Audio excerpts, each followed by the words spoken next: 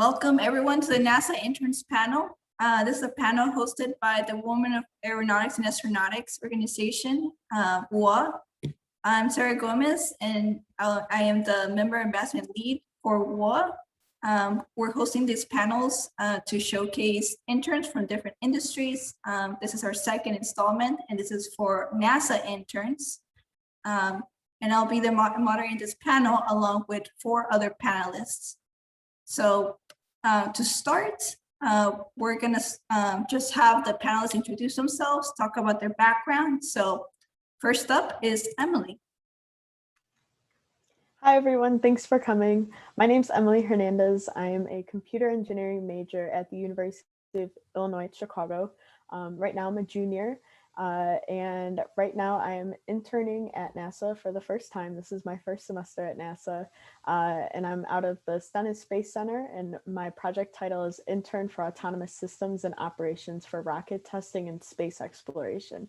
And so my specific project that I'm working on is an autonomous voice assistant that is modular and will be used on habitats on the moon and on Mars. Thank you. Fantastic. Next up is Makai. Well, hi, everyone. First, I just want to say thank you to WoAA for inviting me here today, and thank you to the audience for coming. My name is Makai Kost, and I'm currently an economics major at Sonoma State University. I'll be graduating in a couple of months here and then moving on to start a master's program in quantitative economics at California Polytechnic University, San Luis Obispo. I've been interning for Stennis Space Center since the summer as a data analyst intern for the test technology branch. As an intern, my goals are to track activity, progress, and performance of technology development and technology transfer projects that occur from this branch. And I do this by using Python to create interactive dashboards that help detect anomalies and showcase historical project data. I interned directly under the Chief of Test Technology, and I've had the pleasure of working alongside various project managers at Stennis Space Center. Thank you. Awesome. Next up is Noemi. Hi, everyone. Yeah, just to echo Makai, thank you so much for having us here today. I'm super excited to be talking to you guys about my experiences. So my name is Noemi Sepulveda. I am from LA, California, but I decided to go to college all the way in Massachusetts at this very tiny small school called Williams. And while I was there, I majored in both math and Spanish. And as you guys can see here, I actually graduated in 2018, so it's definitely been a minute. But after graduating from college, I ended up doing a Fulbright in Spain. So I was there for a little while. And then after this is when I started my journey here at NASA. So I am now currently in my 4th internship here at JSC, so Johnson Space Center. And I initially started off with the Suits team, so Spacesuit User Interface Technologies for Students. So this is pretty much a design challenge that asks university students to create and design spacesuit information displays using augmented reality environments. And after this, I transitioned as a spacesuit engineer intern for the XPGS team. So working with this team to basically help build and help the team out, prepare for the new spacesuit that we're going to be using for the Artemis mission. So super exciting stuff. Thank you, Noemi. Next up is Allison. Hello, everyone. My name is Allison Chu, and I'm currently a sophomore at Irvine Valley College, which is a community college in Irvine, California, and I'm majoring in computer science. So at the end of the semester, I've completed 3 NASA internships. So my first one was in spring 2020, where I entered at Stennis Space Center as a software engineering intern. So for that one, I created a database. So I rewrote and implemented a database for them to store software licenses. And they predicted that it would save them over $100,000 in the lifetime cost savings. And now I'm back as a STEM engagement intern for Stennis. So I've been volunteering for various robotics competitions as a judge and also for other OSM initiatives such as Dex Robotics or also AstroCamp. And I'm also currently a part-time intern at JPL through their SERI program. So the SERI program is a program for community college students where you can intern part-time. It's unpaid, but you do get credit, course credit. And for my project, I'm supporting NISAR in doing data analytics. So I create Kibana dashboards to analyze data that comes in from NISAR. And also, I just want to say thank you everyone for coming out. I think we only expect like 30 RSVPs, but we got almost 100, so that's really amazing. And yeah, thank you for supporting us, whether you're interested in interning for NASA or you're just coming out to support. And yeah, we're super excited to answer your questions.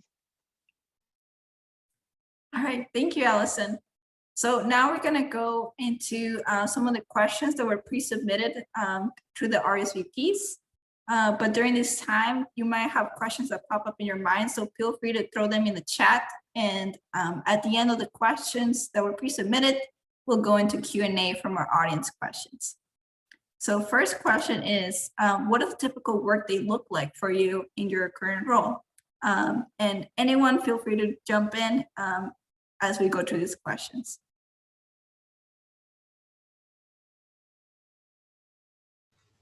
I can go first, I guess. A typical workday for me. So I usually wake up probably around like 8:30ish, and then I get ready for my day and I start work at 9. And since we're remote, it's mostly just logging on to my computer, and then I like to kind of plan out my days. It keeps me focused and keeps me moving throughout the day. So I'll write every morning, I'll write a list of, okay, this is what my goals are for the day and things that I would like to accomplish today.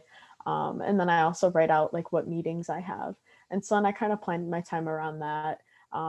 We usually take about a half-hour lunch break sometime in between. And on Fridays, we have what is called like a PAXI meeting. And it's where a bunch of interns get together and we kind of just hang out during our lunch break a little bit on Fridays and talk to each other about, you know, what we're doing at work, what we're doing outside of work, how school is, things like that. So it's a great way to kind of finish off the end of the week and get to know the other interns and kind of have that like connected workspace, even though we're remote. So yeah. Great. Anyone else want to jump in?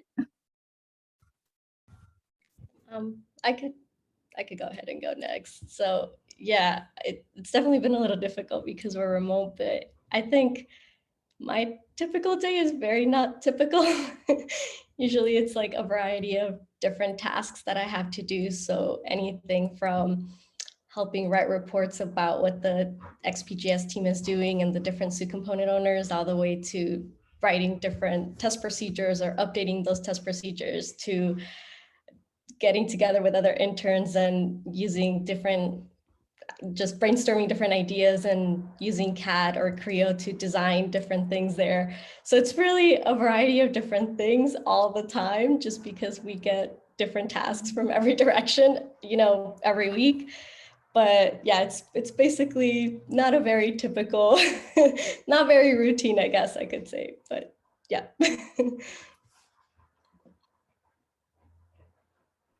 I feel like for me, interning on-site and online isn't too big of a difference, but for on-site, I'd probably wake up around 6:30 and then head to Stennis and then get through security and get to my office around like 8 a.m. And then for the first hour, I just like check my emails and like talk to the people around me, talk to my co-intern about like work or just like how our weekends were, just like anything. And then after that, I would work on my project for maybe like an hour. And then I would probably have 1 or 2 meetings. And then after those meetings, I would go get lunch with the interns. Also, Stennis had some pretty good food sometimes, so that was pretty nice. And then after lunch, there would usually be probably 1 or 2 more meetings. And then there might be also fun activities such as speaker events or just like other intern engagements. And then I just wrap up the day by checking more emails and doing my project. And yeah, it's also definitely a special experience being on site. It's like going to work every day and like getting out of your car and be like, oh my God, I'm at NASA. But yeah, it's also really nice online too. I feel like we are also like really supported and there are also like a lot of intern engagements.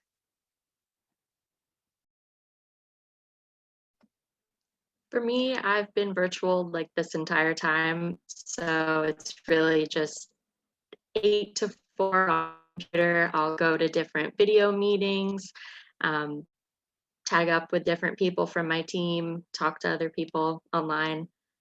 That's pretty much it. Check my email. All right, thank you all for sharing. Next question is, what are some of the most valuable skills or lessons that you have learned throughout your internship? I think the most valuable skill I've learned is about imposter syndrome, definitely. Because my first internship was about a year ago. And before I started, I was petrified because I was just like, oh my God, I'm interning at NASA. Everyone's gonna be so smart.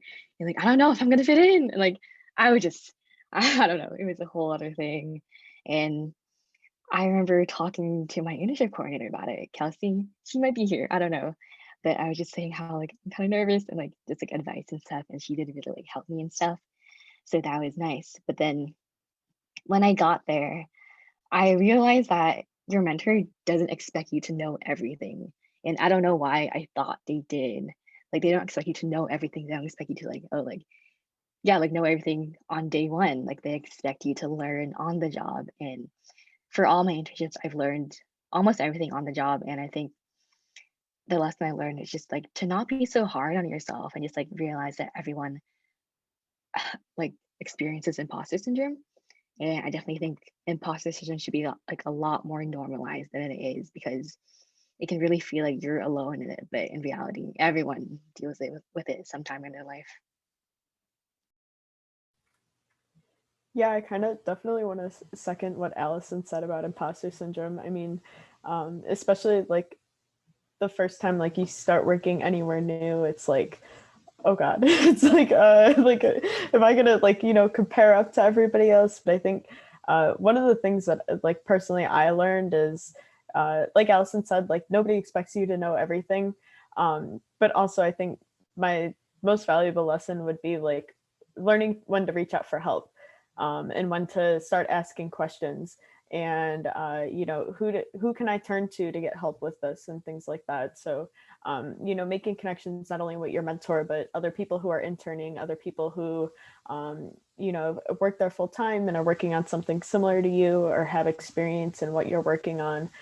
Building those connections not only makes work more enjoyable, but it makes it a lot easier. And, you know, being able to like use your resources is definitely a really valuable skill that it seems like it would come easy, but it's definitely very scary at first. But it's definitely something I've learned to get used to, especially being remote and being able to reach out to people. So Yeah, I definitely have to agree with you guys there. I like tend to be a very shy person. So also coming in, I was like, oh my God, do I deserve to be here? Should I even be here? So, you know, those creeping thoughts coming in. But yeah, I've learned a lot about, you know, speaking up during meetings and, you know, sharing my ideas because they are worth it. And, you know, it's all right for me to, you know, speak up and stand up for myself. And as you guys mentioned, you know, being able to ask these questions, and it's all right to say, hey, I don't know how to do this, you know, what resources are available to me so that I can get there and learn how to, you know, perform with the way that you want me to perform. And I think especially for me, it was really hard transitioning from my first couple of internships as a suits intern to a spacesuit engineering intern, just because I studied math in college, but it was very theoretical and pure math and nothing like engineering. So I was incredibly nervous just because I was like, I have no idea how to do, sorry, that's my puppy in the background. I had just had no idea, and I was super nervous about it. But you learn that people are there to help you out. And, you know, you ask questions, and, you know, it's all right. You don't have to know everything. You're an intern, you're literally there to learn. They understand that. So just, you know, learning that myself took a little bit of time, but once you get there, you get more comfortable. And, you know, I think like, again, yeah, for me, that was like the biggest lesson I've learned after these 4 internships, just like, you know, to get myself out there, and it's okay. I don't have to be that scared about it. It's going to be all right, pretty much. Yeah, I've definitely learned similar things as all of you guys, just being able to have confidence in yourself and speak up when you should speak up. I've also learned being virtual that you need to be able to give yourself grace because you're going to have bad days. You're going to have days where the Wi-Fi won't connect at all and you can't get anything done. And that's totally okay. You can't let one bad day hold you back the rest of the week. So just being able to forgive yourself for the bad days. I'd say that's probably one of my best lessons that I've learned. All right, thank you all for sharing your experiences. Next up is what has been one of the biggest challenges throughout your internship experience?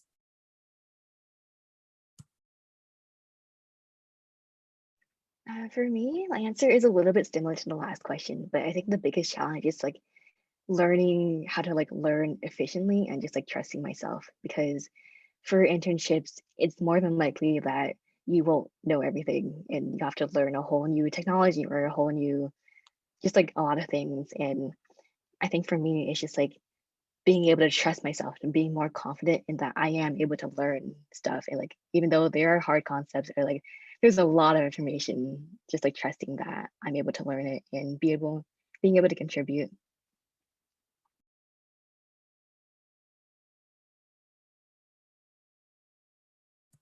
Any other panelists have anything they want to share for this question?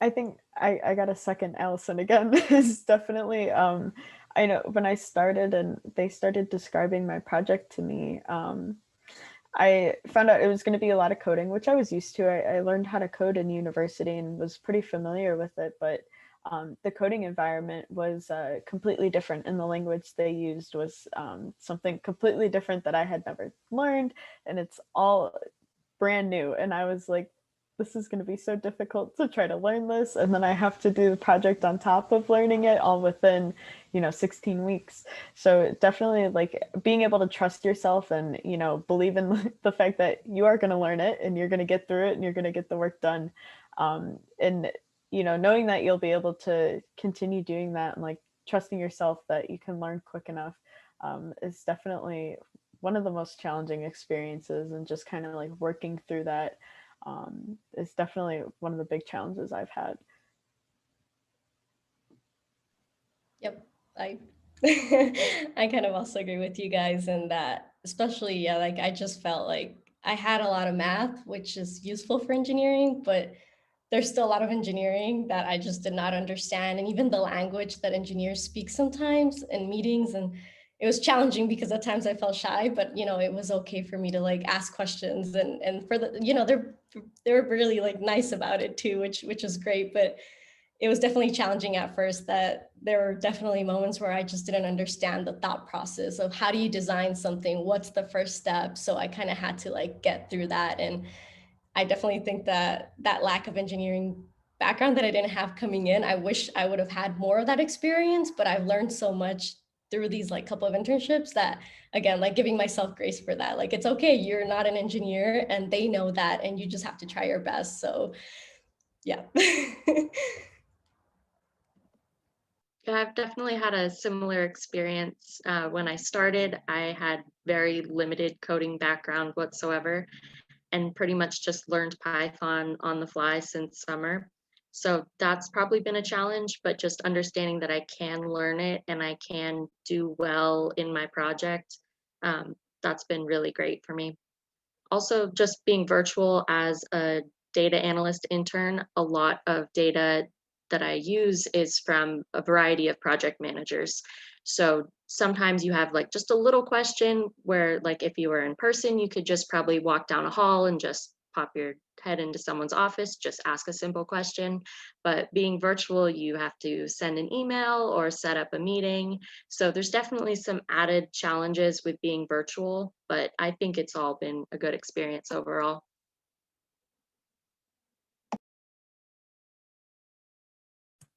Would you guys concur in terms of like the challenges that come with virtual versus being on person? Yeah, I think like, yeah, it's definitely been hard. So when I started my Suits internship, I actually got the opportunity to go on site. This was back in January 2020, before the whole pandemic happened. So that was really great. I think there's something super special about just being there in person, and, like you guys mentioned, being able to just peek out and ask someone a question versus trying to catch them and get a hold of them online.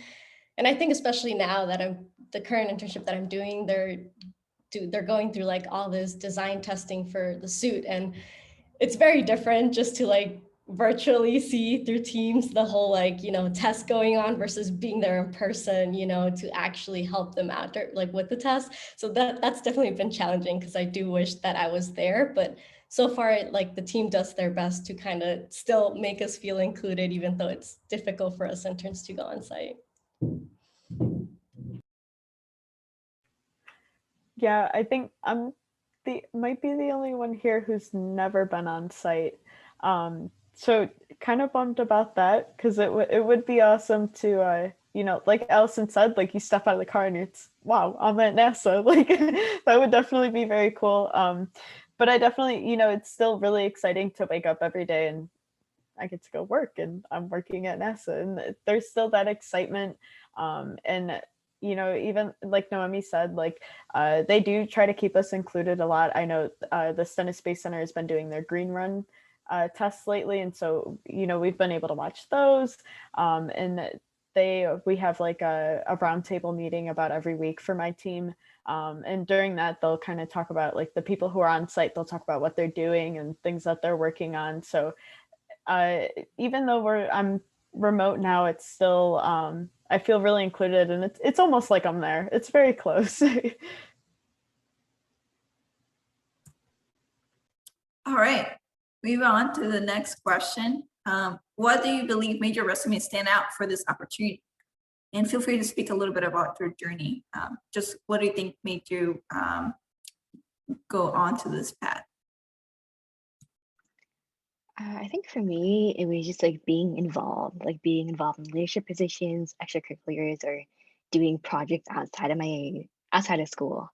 And I do remember asking my interviewers why they chose me just because I was curious. And it was also my end of my first year, I think, started second year of college. So I was just curious, and they said how I have unique things on my resume because for the extracurriculars or the leadership positions I've done was relating to my major, and also I've hosted a lot of things like including a TEDx conference at my school, and also being able to host meetings and host workshops and stuff. And also I think it's important to say that you don't need like a job before you get an internship. Like you can get that experience through like other stuff like leadership positions or like doing your own projects, because for me the only like work experience I had was just like working at my local fair, like selling funnel cakes, and like also like I worked at the Hello Kitty Cafe in Irvine, and so I didn't have any like technical relevant work experience, but then I got that through like leadership positions and extracurriculars.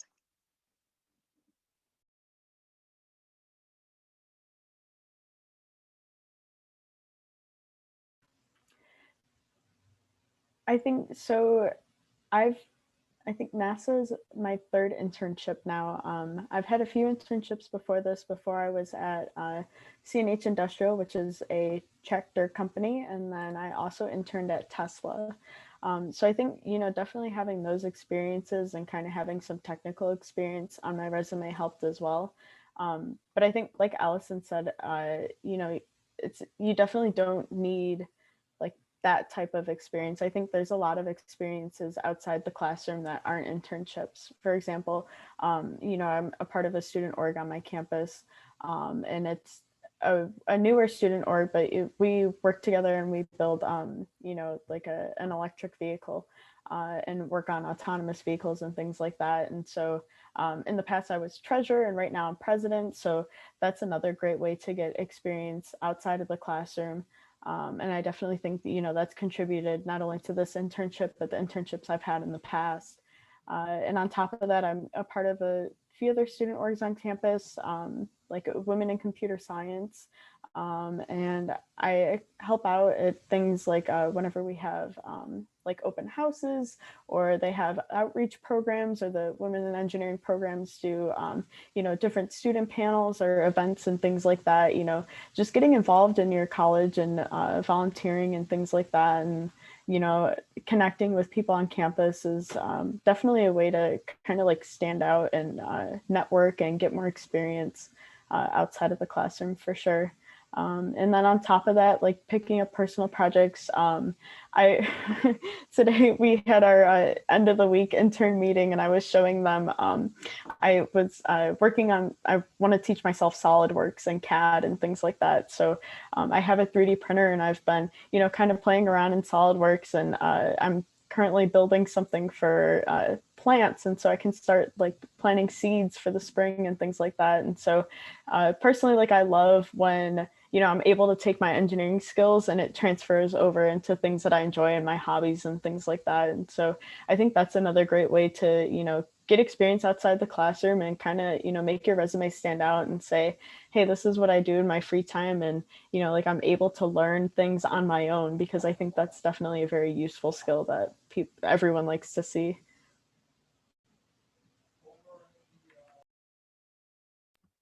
Yeah, I guess like, yeah, when I was in college, which is it's definitely been a while, I did a lot of different teaching internships, and I did some math research as well. And when I got to NASA, my first mentor pretty much told me why she chose me. And it was because I did a Fulbright scholarship. So I'm not sure if you guys are familiar with that, but it's a scholarship that is granted by the US Department of State, where you get to go abroad pretty much, and you either teach or you study or you do research there. So because I had a lot of different teaching background, I ended up doing the teaching in Spain pretty much. And I started the STEM Like a Girl program. So she pretty much straight up told me like that's why we chose you for this position. But the current one that I have now, it's actually kind of funny, I guess, how I got it. So when I was initially interning during my first internship at NASA, I was part of the Tours and Lectures Committee. So a committee that organizes different lectures for the interns during that semester so that they get to learn about all things NASA pretty much. And I reached out to Amy Ross. So she's my current mentor. So she's the XPGS lead of the Spacesuit. And I was like, hey, would it be okay if you gave a lecture to the interns? We think your job is like super amazing, and we'd love to just have you here as a speaker. And she agreed. And then after she spoke, I was like, hey, like, I'm super interested in like, your work. I think it's incredible. I think it's so awesome. I wanted to ask how I can get to where you're at. And I messaged her and she never responded after that. She's super busy. She's actually she's a very busy woman, so super hard to get a hold of her. But before my second internship ended, I was like, I'm just gonna reach out one more time. And I was super honest. I was like, hey, Amy, like, I'm sorry to bother you again. Like, I still think you're super cool. I still think the work that you do is super cool. I'm just gonna throw in my resume right here. I know it doesn't have the engineering background that perhaps, you wanna look for and when you're choosing your interns, but I'm super willing to learn. And I'm also really bad at networking, by the way, so I'm not sure if I'm doing this the right way. So maybe I was being too honest, but eventually she responded to me and she was like, no, I mean, your perseverance paid off. I'm going to offer you a position this semester. And I was just like, oh my goodness, like this person is taking a chance on me. I have not a lot of engineering background except the suits background, but I didn't do a lot of engineering, like technical stuff there. But I guess lesson learned from this is that you can ask people, and I'm not very good at networking, and I don't know, maybe I shouldn't have said that during my email, but I think it's okay to be honest, to be like, hey, maybe I'm not sure if I'm doing this the right way, but I really want to do what you're doing. And they really see that. And I think NASA's great in that they give you the opportunity to be like, hey, you've never done this, let me give you a shot and see how you do. So basically that's how I am where I am right now. I love that story. That's so cool. I had a similar experience going into this. I mean, I never reached out like that or anything, but I had no technical experience. I'm an econ major, so I have a strong stats background, I guess, just in statistics and other math like that. And I was able to talk about how passionate I was in the data analytics industry. I had just taken my first class that was kind of related to it, and I just fell in love with it immediately. And so when I applied, I just explained how much I love the concept of data analytics. And I think that was really what made me stand out.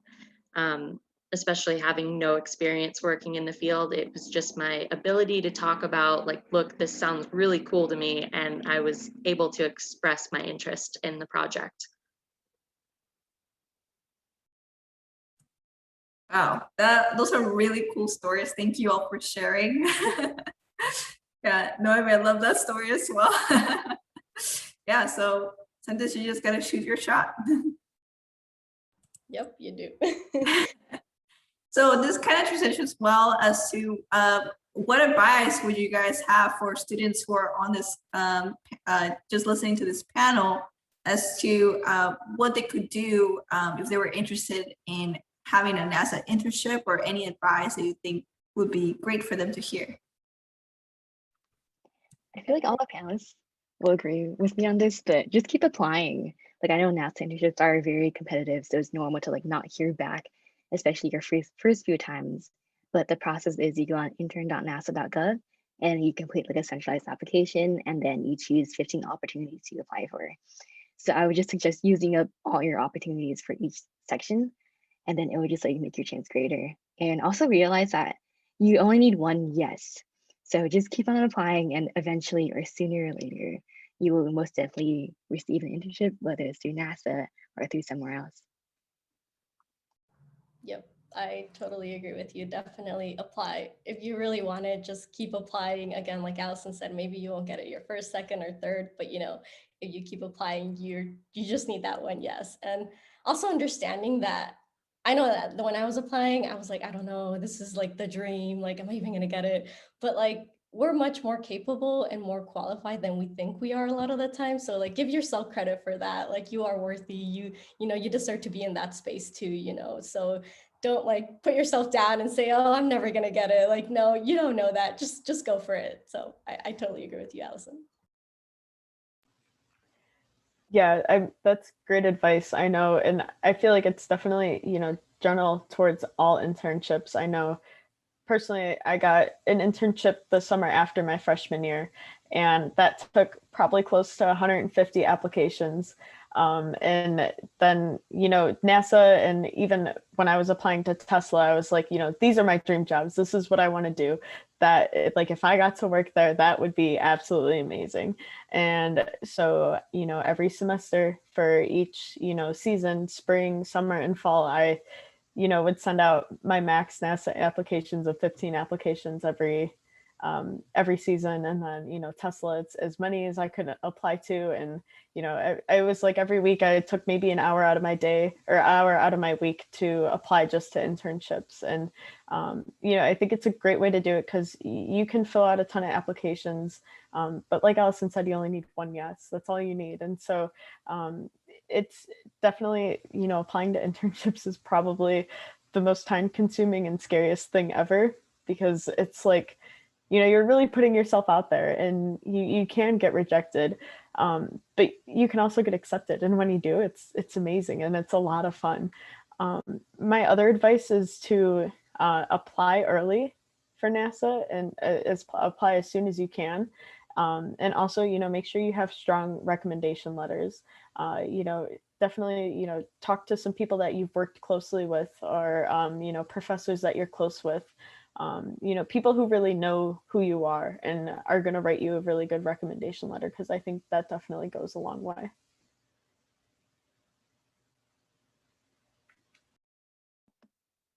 Yeah, that's all really good advice. I definitely say strong recommendation letters are really important. I'd also say, if you're even slightly interested, please apply. NASA has opportunities for every major. I've heard some of the most random things, but they have multiple internship opportunities. It's not just like crazy rocket science, it's everything. So I definitely say just apply, just make an account, get on there, and just do it. It's so cool.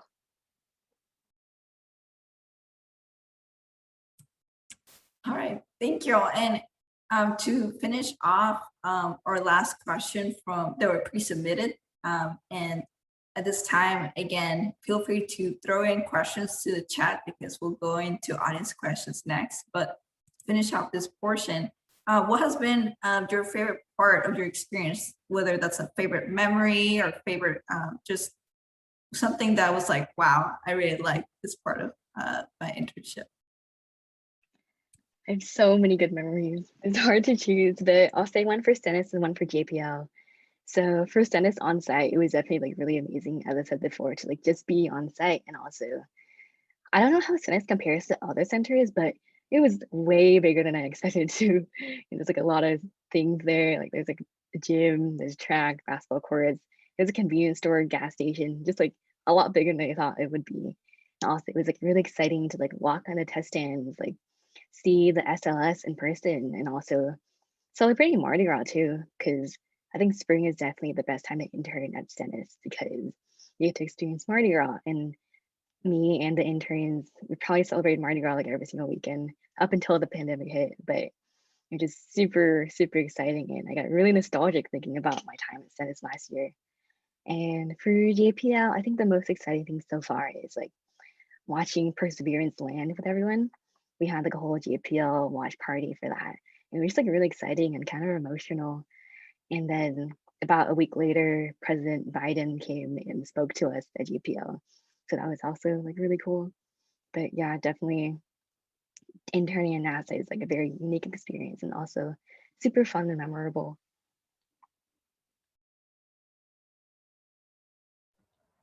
That's super awesome, Allison.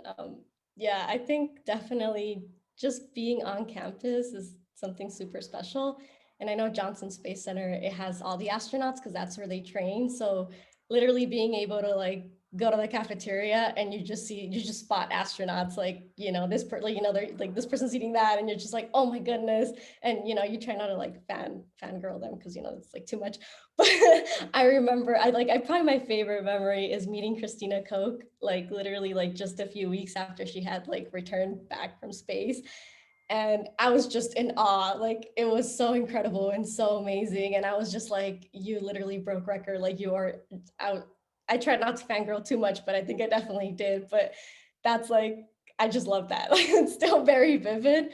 But yeah, I think like having the astronauts there and I also had the opportunity, myself and other interns, to speak with Joe Akaba. So just being able to like talk to them and they're human and they're just so excited to tell you about their experiences. And Victor Glover, so I think the astronaut part of it, like I love about JSC, just having them so close. And this was all before the pandemic obviously, but like being able to like ask them questions and talk to them and approach them and it's okay. But yeah, I think that's probably my favorite part. And I wish, hopefully I get to go back at some point when, the whole pandemic is over, because I think there's something really special about being on site.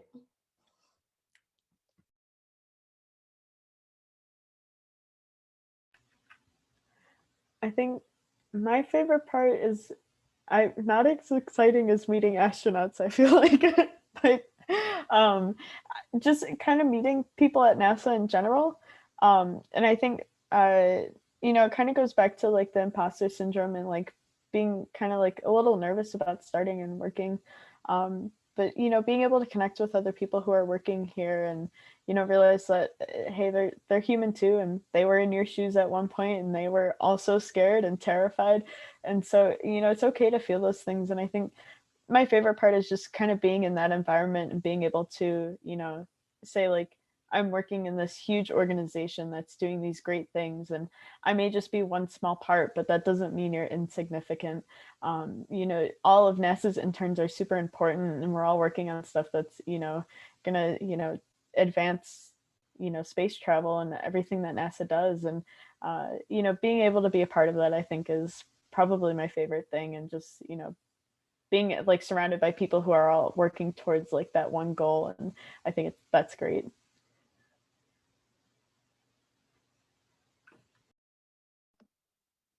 Yeah, my favorite part of my experience is probably more similar to Emily's, since I've also never been on site before, so I can't say that I've met astronauts or anything like that. But definitely just making connections virtually and getting to talk to a lot of people that work for NASA, ask them whatever you want. Just make connections like that and get to meet a lot of really cool people all around the country and just feel like you're a part of NASA and feel very valued as an intern. I think that's all been really great.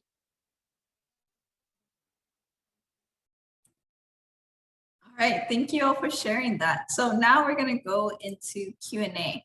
So people in the audience, if you have any questions, please throw them in the chat and we'll just go through them. So I'm just gonna give a couple seconds for anyone to throw in questions, and also be going back and see if there's any questions that were asked earlier.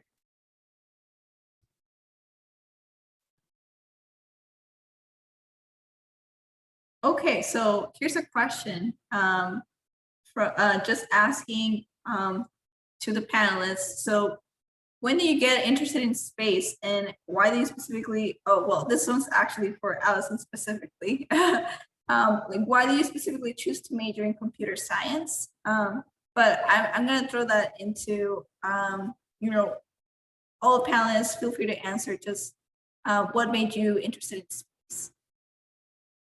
Or what made you interested in NASA, maybe?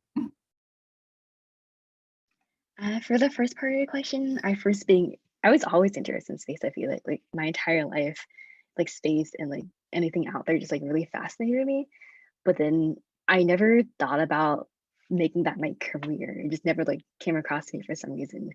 And I always thought that you'd have to be like super, super good at physics or like a genius at like math and something. But like I'm not that. I don't really like physics all too much. And then I discovered computer science, and then I took a computer science course about 2 years ago at my community college, and it made me interested enough to keep going with it. And then also during that same semester, my brother actually told me about this opportunity for NASA Community College Aerospace Scholars, and I applied for that, and I ended up getting in. And for that program, it's like you go through 5 weeks of like an online course about like NASA and its missions, and like you do like a final project. And I think my final project was like this research paper about like food in space. So then that's what got me into the next stage, which was like being on site. So I got flown out to Ames Research Center, and then I got to participate in a rover building competition. So for that, I was a software engineer. And yeah, I think that's kind of where my NASA journey started. And then after that, about a year later, I got my offer at Stennis. And yeah, it wasn't like a specific thing that made me like go towards NASA. It's just like a whole series of events, I feel like. But also I did choose computer science instead of like engineering because I feel like I was a lot more interested in software rather than hardware.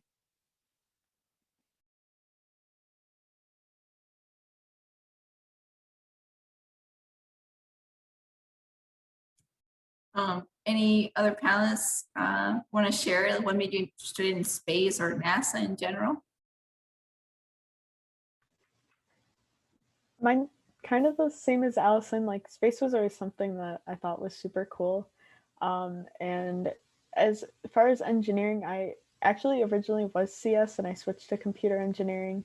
And I feel Allison, like trying to pick between software and hardware, it's definitely a hard choice. And I was somewhere down the middle. So computer engineering kind of fit me well. And that's kind of why I went into that. And yeah, space was always something that interested me. And like I said, like NASA was one of those things where it was like, if I got to work there, like that's like a dream job. Like that would be absolutely amazing. I would be on top of the world, ecstatic. And so it was just, something that I, constantly applied for and constantly tried to get and work towards. And I think now I'm kind of shifting more into the space industry than I was before. And it's, really something that I'm like, that like the space industry is like, this is it. Like, this is going to be great. And definitely looking more into it. And I think that happened when SpaceX launched their Crew Dragon ship, and when they docked on the ISS. And I remember it was probably close to a year ago, I think in May or April of last year. I remember watching that and I was just like, wow, like that's amazing. And that kind of solidified like, working for companies like NASA and SpaceX, like that's what I want to do in the future, and, work towards that goal, and like, put the next man and the first woman on the moon, and, put people on Mars. Like that's absolutely amazing that, there's people out here working towards that, and I just wanted to be a part of it. So Yeah, I totally agree with you, Emily, and that I just always thought like, people at NASA are doing like the impossible. You're literally like placing humans on other planets, the moon. And I just thought growing up, I was always like, wow, that's got to be like the hardest, most amazing job that you could possibly have. And then actually, being able to intern there, you realize that it is amazing. And every day looks very different, which is another thing that I really love about it, that you're never bored, you never not have something to do, and you're always learning. So, but initially, like for me, I was like, oh, that's like the very distant dream. Like I didn't know that it was like something that I could attain. But it definitely is, again, if you just apply and keep trying your best. But I've always had that dream, like I would love to do the hard things. And that's someone who I've always been. And I've always known that like NASA does the impossible. So I want to be a part of a team that's doing these like crazy impossible missions. But yeah, it's incredible.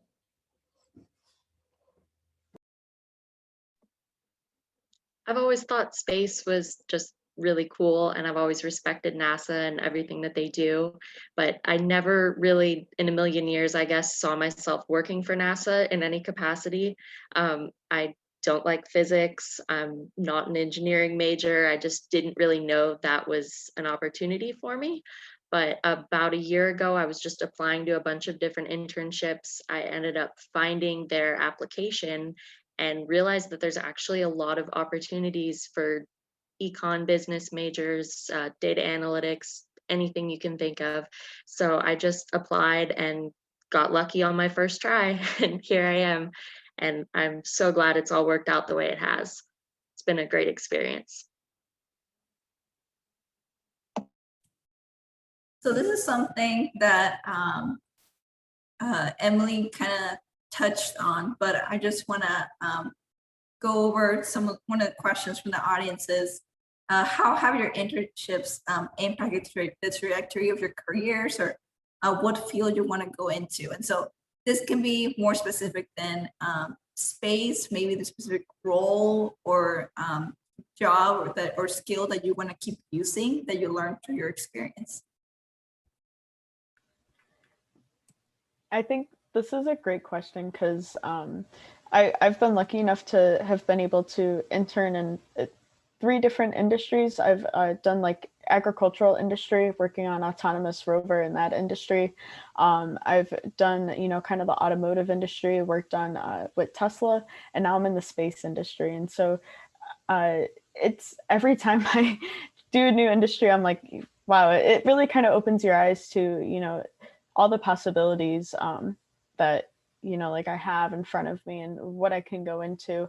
And since I started at NASA, I'm considering, going to grad school and getting my master's or my PhD. And, with that, it opens a lot of doors. And I've even been looking into becoming an astronaut. And, what's awesome is they do a lot of like intern engagement. And so one of the intern engagements was they brought an astronaut in, and we were able to, talk with her and ask her questions. And so, that kind of also piqued my interest. And I was like, wow, like, going to space would be really cool. Like, helping other people get there is cool, but also going there myself would be really cool. And so getting these new experiences, it makes me feel like, wow, okay, like, what more can I do? Like, can I do more? Like, how far can I push myself? And so, now I'm really like, space is really cool. This is what I want to do. And so definitely like looking to, get more involved and, what steps do I need to take in order to, get myself there and things like that. So kind of just being here in general and being surrounded by people who, also love space and love, the mission is just, really helpful and just like a good experience to have. And it's definitely, kind of changed how I feel about like what I'm going to do after graduation, because there's a lot of doors open. And so it's a little hard to pick, but yeah, definitely, kind of puts ideas in your head. And I'm like, wow, I want to be an astronaut. So yeah. Yeah, I also kind of have realized I'm a very indecisive person. So now I at least have a path up to what I want to do. So once I started interning at NASA, I realized that like I love the family dynamic. I love how teams welcome you. I just love the work environment. So I realized that I really want to stay here. But I also realized that I really enjoy the human spaceflight aspect of it. So I'm not super interested in like, oh, let me go build a rocket necessarily, but like I'm more interested in like the human aspect of being at NASA. So like, how do you protect astronauts? How do you ensure their safety? And working with the Spacesuit team also made me realize that I really enjoy it because you have the human aspect. How do you prevent injuries, but also like, how do you build, you know, this spacesuit? So it has like kind of like the health aspect plus the engineering aspect as well that I've really enjoyed. So it's also kind of made me decide that, oh, maybe I want to go to grad school because I want to get like an engineering background, but that also has like that human spaceflight in it too, as well as like the medicine aspect in it as well. So it's really like solidified like, wow, this is what I want to do. Like, I want to help like build spacesuits and, you know, make sure that astronauts are safe once we go to the moon and once we go to Mars. So definitely like, it's also like these internships have really helped me decide like, hey, this is the path that I want to go. And it's super cool and I love it. And it feels really great to like do something that you truly enjoy and have that like aha moment, like, wow, this is what I've been looking for. And this is what's like makes me happy. So I've also had that like, you know, big impact of like interning at NASA and making me realize that this is something that I do perceive myself doing in like the future. Yeah, for me, my internships have definitely impacted the trajectory of my career path a lot. Because at first, when I first like became a computer science major, I thought I would like take the really super stereotypical path of like becoming a software engineer in San Francisco or like Silicon Valley and stuff. And then yeah, I participated in MCAS and then did my internships. And that's when I kind of realized, oh, like as a computer science major, I can work in space because as I said before, I thought only like engineering majors, only like physics major can work in NASA. So it definitely made me like see like other open doors besides just like working in tech. And yeah, I just really enjoyed it so far and have a great interest in space and also software. So it's like the perfect mix for me. And yeah, I know it's like kind of early though. I'm only a sophomore, so I don't really know exactly where my career is gonna go, but it's been going pretty well so far. Working for NASA for the last almost year now, it's definitely helped me gain a lot of confidence. Um, I graduate in a couple of months and I first started at NASA over the summer. And back then I didn't really have any plans for after graduation. I just kind of assumed I'd get my bachelor's degree, get a job, that'd be it. But early on in my first internship over the summer, I had a couple of conversations with a female scientist in my team, and she really encouraged me to gain as many degrees as I can and to really look into grad school and see if that's something I want to do because it's been incredibly beneficial for her. So just see if there's anything I'm interested in. And I ended up finding my dream program, got into it, and I really have a lot to thank NASA for that. That's so cool to hear just how much it has impacted you all. So thank you for sharing that. Let me see if there's any other questions at this time.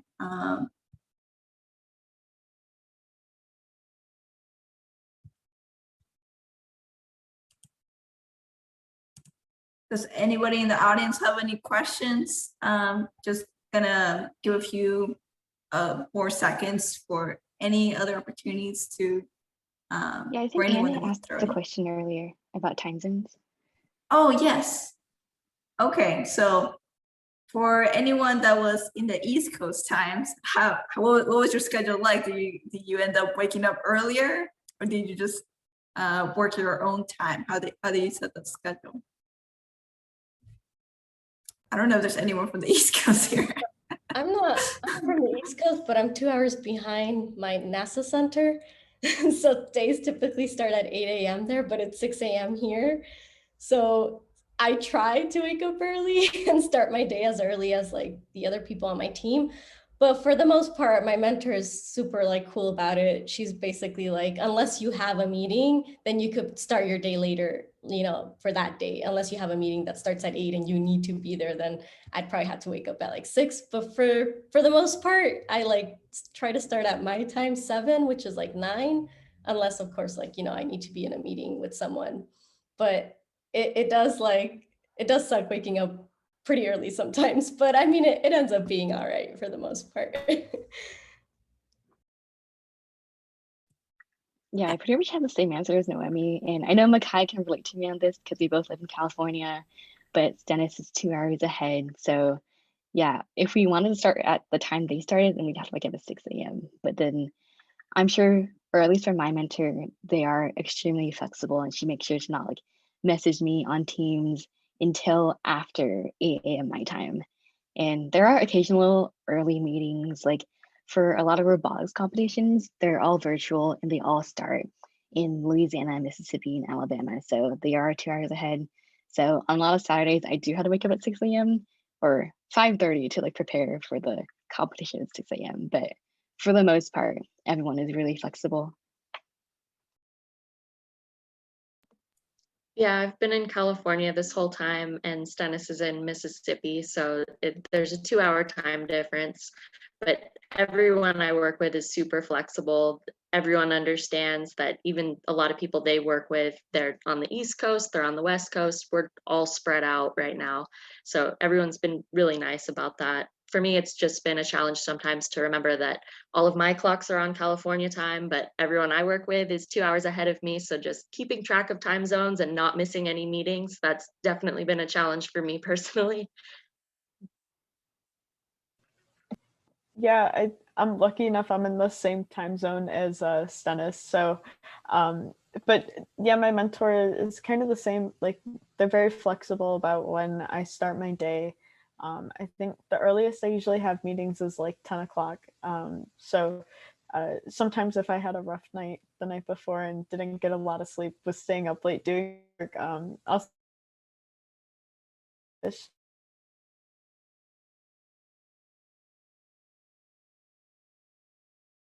like the hours are pretty flexible.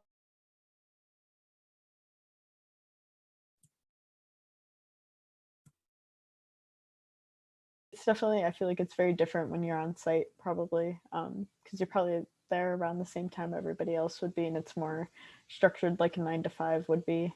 But yeah, the nice thing about remote is it's flexible on the hours for sure.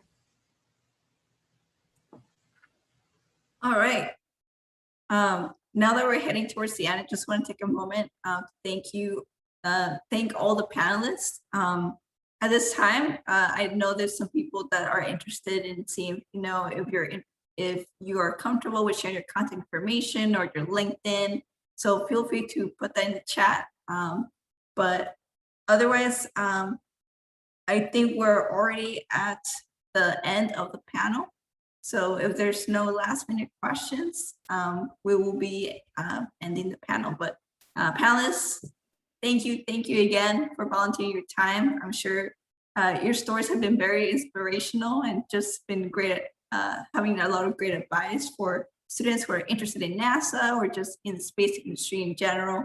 So thank you again. We just had one last question from Claudia, and she Oh, asked if she's going to mute. Oh, yes. Let me.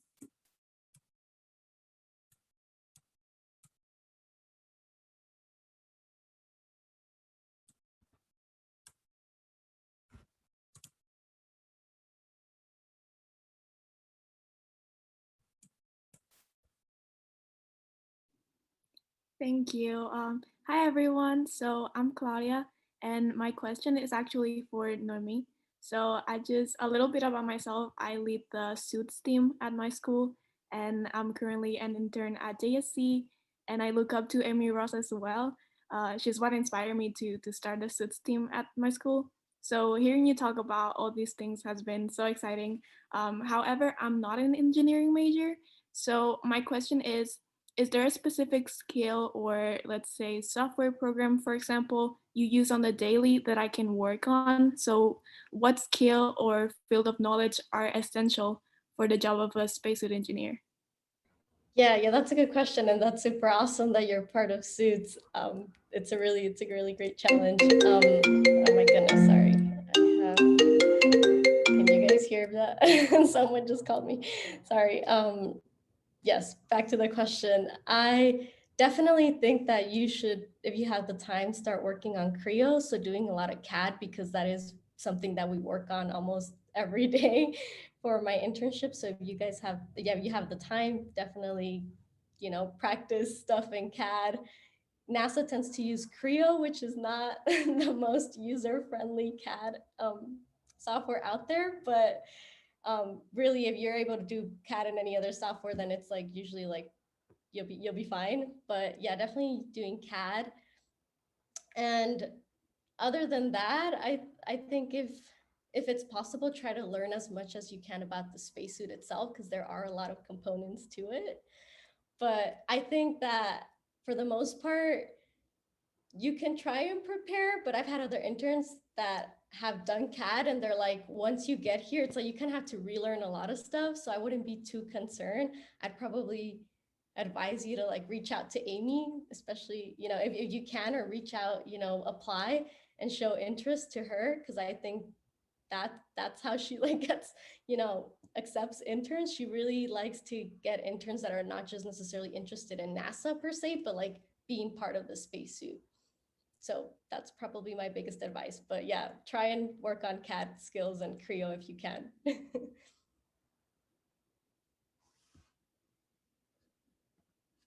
Yeah. All right, are there any other questions?